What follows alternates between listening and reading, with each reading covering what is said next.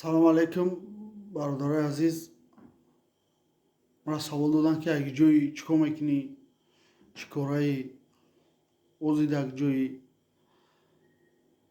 Дар имрӯз барнома дар ҳамин бора гап мезанем. Хай карочинам хеле шумо лайки комментарияро биҷиқен, фикрҳои худтонро бинависен. ҳатман мо ба дар ин барнома дар ин мавзӯъ гап мезанем. Хай исуса хеле тарих мо карочи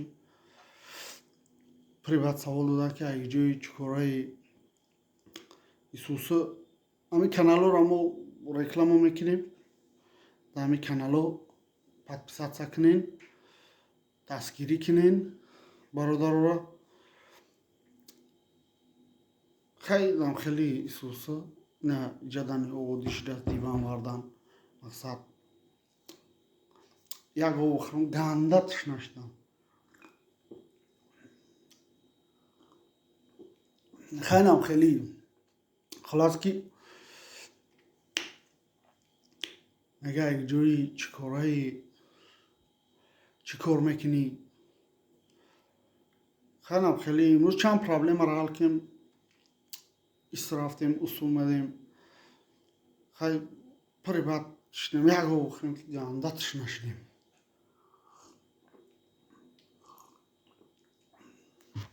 хайнам хеле исуса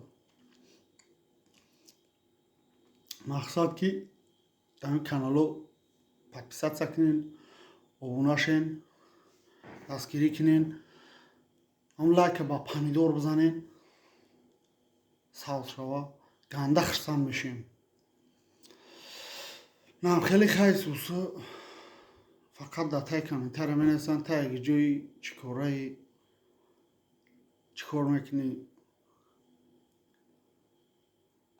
хай исуса як чанд проблемаро имрӯз ҳал кунем. ам тариха хай ҳамин хеле як овохрам ганда тишна шудам. хай исуса карочи таи комментария ҳарчи бисёр менависанд. исуса карочи як ҷои чӣ кораи карочи нам хеле хай чӣ кор мекунӣ га? Зиндагӣ ҳамин исто медавӣ, усул медавӣ, ҳамин хеле хайнам таи бародаро исуса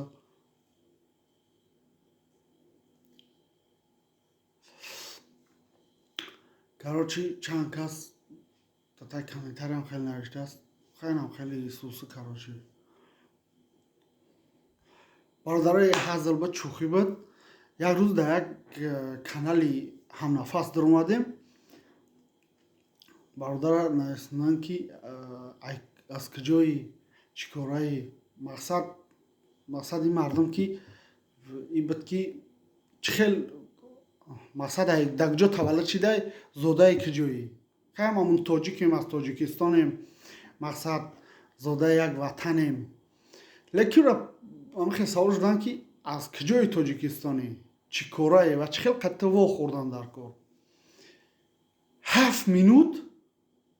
7 минуту 25 секунд фақат гӯш кардем. беғайр аз як калимаи исуса дигар ягон гапи дига надорад. тишна шидам, об бихӯрам, ягон гапи дига намезанам.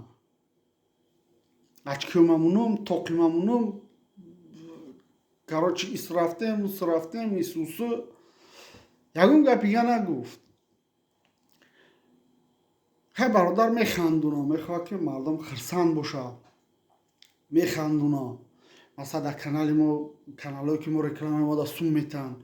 мақсад ақлиш хеле одам мегира. лекин 7 минуту 25 секунд мо тамошош кем намега ки як ҷоям. мақсад як ҷои Тоҷикистонам. Мақсад ҳамира намегӯяд якшо таваллуд шидам, чӣ кор мекунам, мақсад чӣ кораям. Ҳамеша умуман 7 минуту 25 секунд тамошош кем нагуфт. Ягон ҷо ҳамин гапа нагу, бовар кунед. Ман 7 минут ба диққат тамошош кардам, беғарз аз калимаи хелам тарӣ, ина, исуса. Ягон гапи дига нагуфт мақсад. Мақсад тай комментариёш дадро омадем, комментариёш мардум пури бад ҳақоратш карданд. Суханҳои бад гуфтанд. Мақсад дар кор нест бародаро. Мақсад ӯам ақлаш мегирад ки бигай гиҷоима, мақсад чӣ кораима. Лекин мақсадш як чиз дига ки шуморо бояд бихандонад. Бояд шумо биханден. Ба ҳар сухани ҳамун мақсади ӯ, мақсади блогерӣ ҳамун ҳай. Вақти пеш видеои пеш шанида мекунӣ, мақсад рекламаи хона, замин. Мақсад аксарияти видеош хандоварианд. Хайнаи саг иҷа шидаги, хайнаи пишак чанд қасм, хайнаи паспорт наиҷа гум шидааста. Мақсадаш хандоварӣ ҳаст. Лекин мақсадаш ӯ нест ки як каса паст бизана ё ки бисёр бачаи хубай, бачаи беҳтарина. Мақсадаш хандондани як касигай. Путини хеле гуфт, ӯи хеле гуфт, хеле мега. Лекин бародари шумо ӯро ҳақорат накунед. Дар кор нест. Мақсадаш хандондани шумо ай. Ҳамин суханҳое ки мегуфтам, ҳамеро дар он видеош мегӯяд. Исуса бигӯяд гап беғайр аз калимаи Исуса дига ягон гап дига надорад. ҳамқа гап мегӯяд. Исуса. Мақсад чия? Мақсад ҳамея ки бародаро ҳақорат накунед. Душмон накунед. Дар кор нест.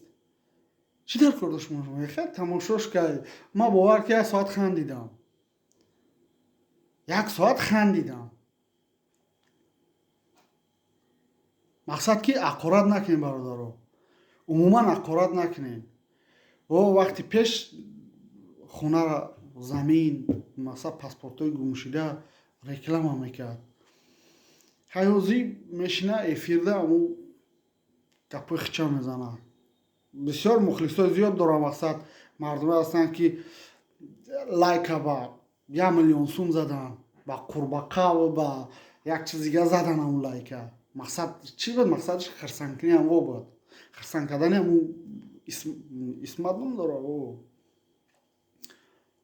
исмат. мақсади ҳамун буд. лекин аст инсоное ки ҳақорат мекунад. накунед бародаро, дар кор нестай. ҳақорат гапи бад нагӯ. ман тай комментарша наждум, брат 7 минут гӯшт кардам, ҳичша нафаҳмидам. мақсад нагуфтӣ ки дар ҷо таваллуд шидае. мани баъд диққат гӯш кардам. лекин ҳақорат накунед. дар кор нестай. умуман дар кор нест бародаро ҳақорат кардан. нагӯ. сухани хуб гуфтанади бад нагӯ. бадаш нагӯ.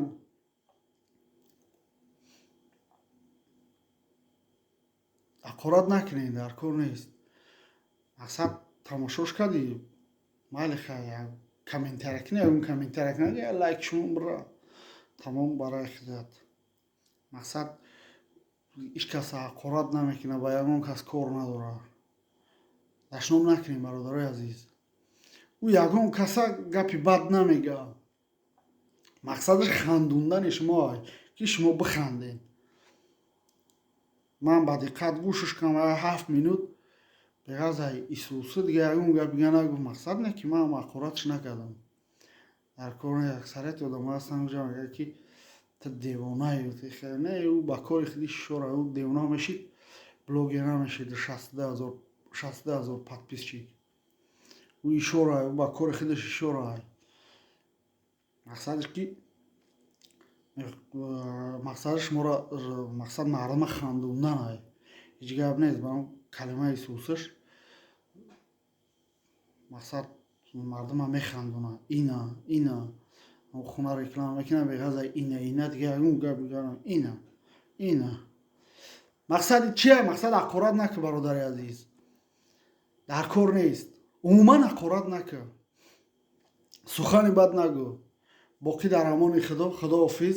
бародаро дар ҳамин канал подписатсия. бача подписатсия ки маззат нест? Бижа кун колокольчика, бижа қиш зангулачаро бижа.